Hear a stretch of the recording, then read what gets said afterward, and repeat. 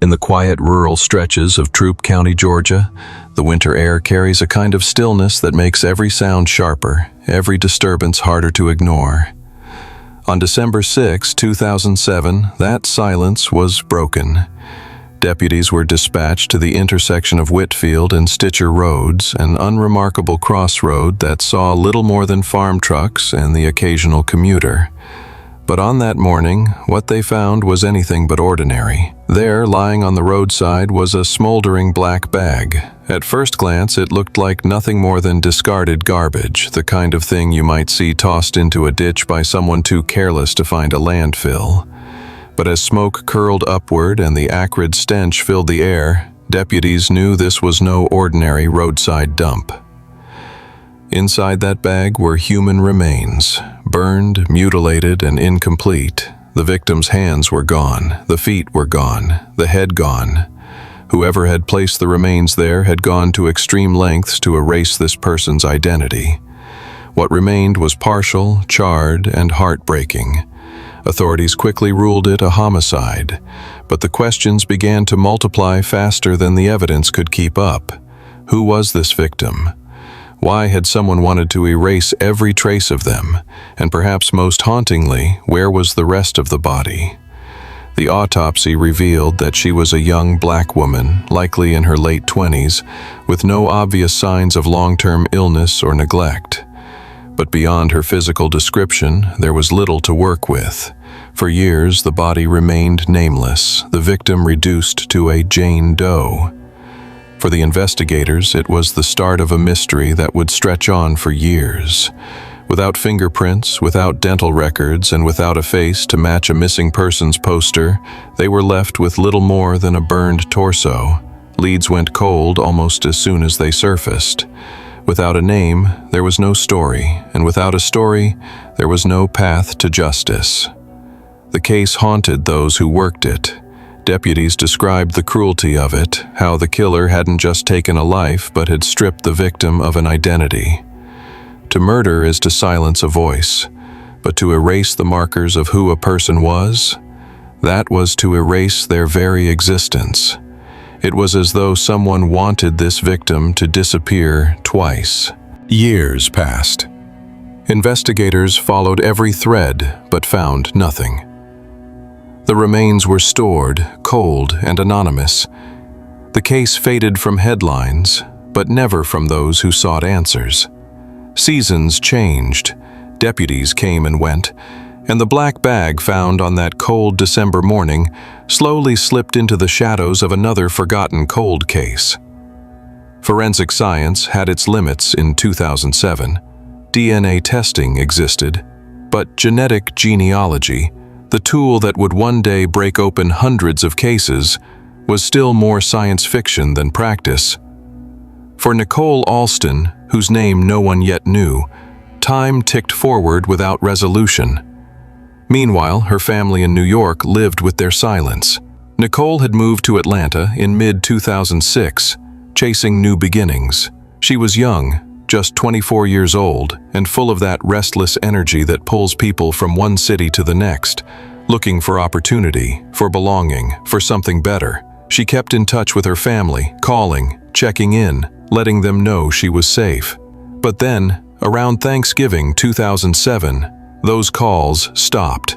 Her family didn't know it then, but their daughter, their sister, was already gone. For 15 long years, her name and her remains existed in separate worlds.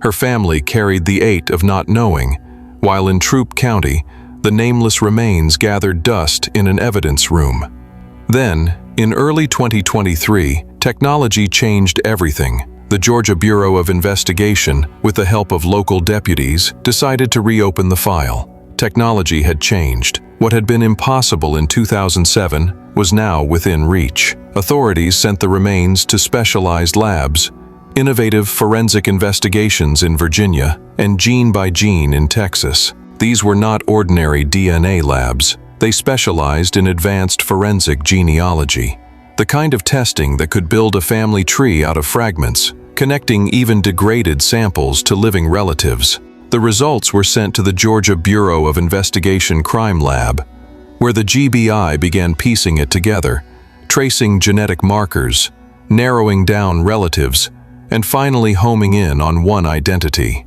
Then, on December 13, 2023, 16 years after the remains were found, investigators had their answer.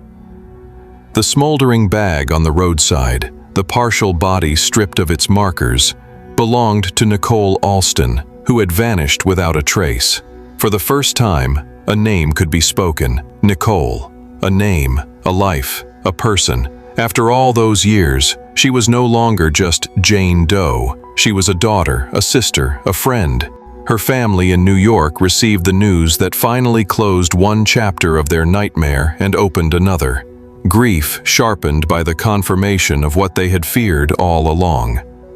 Nicole's identification was a breakthrough, but it was not the end of the story. Because with identity comes the next set of questions.